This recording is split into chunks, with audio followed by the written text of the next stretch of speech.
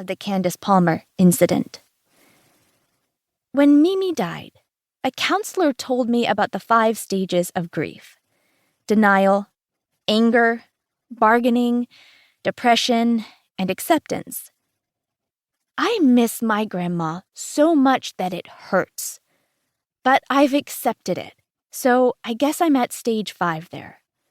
With the curse, I seem to just spin around in circles on stages 1 through 4. At any given time, I'm confused, frustrated, trying to find meaning, and helpless. But I absolutely refuse to move to stage 5. I just cannot accept that Mimi would do that to me, not without some grand reason behind it all. For now, I've learned to avoid putting myself in situations where I'm exposed. No volunteering for stuff, no speaking up in public, limited eye contact with people. Since the Candace incident, I've even changed my hair and let my cool green color fade back to its natural brown. I've toned down the way I dress, put away my collection of funky earrings, and generally tried to blend into the background of life, which, I realize, is kind of the exact opposite of what Mimi wanted me to do. Look, what do you want from me? There's no need to keep trying to climb over the electric fence once you know it's got 10,000 volts of social embarrassment on it. There's nothing wrong with keeping my distance and trying to find the off switch. Luckily, Tudwells were built for punishment. Not the greatest talent in the world, but one that certainly comes in handy when you're cursed. Chapter 1. Curtain Call. I stood alone, tucked away in the shadows where no eyes would see me, where the curse couldn't harm me. In front of me, a spotlight painted a bright circle in the middle of the stage floor. All it would take was 13 steps. I'd measured it, paced it out a dozen different times when no one else was around. Just 13 steps forward, and I would be bathed in light, ready for the world to see me. A rhythmic thumping drummed from the auditorium speakers as the music started. I swallowed back a rising nervousness, but my feet didn't move.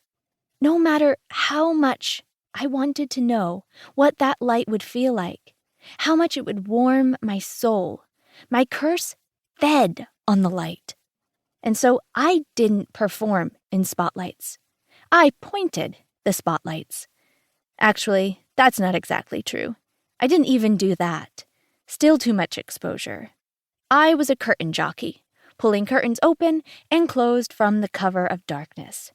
I was tech crew. Good for avoiding curses, bad for trying to break them. Those 13 steps toward center stage might as well have been 13 million. I watched as Candace Palmer, wireless mic in hand, strode forward and paused, the bright stage lights casting silvery glints on her shiny black hair. Her high-rise jeans, chunky sneakers, and crop-top hoodie were the epitome of Wyoming middle school fashion. Her outfit would be different during the actual performance of Peter Pan, of course, but whatever she wore, I was sure she'd look amazing. She lifted the mic to her lips, closed her eyes, and started to sing, sinking into the lyrics and notes. Even with how much I despised her, I couldn't stop the chills from prickling every square inch of my skin.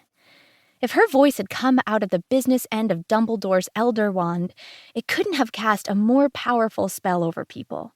Last year, Kenny Bowser's dad had wept during one of her performances, like full-on streaming tears. My attempts at singing, with or without the curse, sounded like a stray cat getting slowly backed over by a pickup truck. What must it be like to have such a talent? To wield such a power? To have expression and mastery over something like Candace had?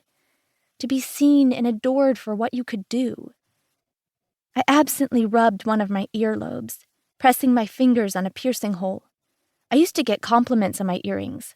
Toilet bowls, Captain America shields, dangling snakes. I tried not to think about it, just like I tried not to think about how it would be to have what Candace had. Lingering on big dreams was a good way for a cursed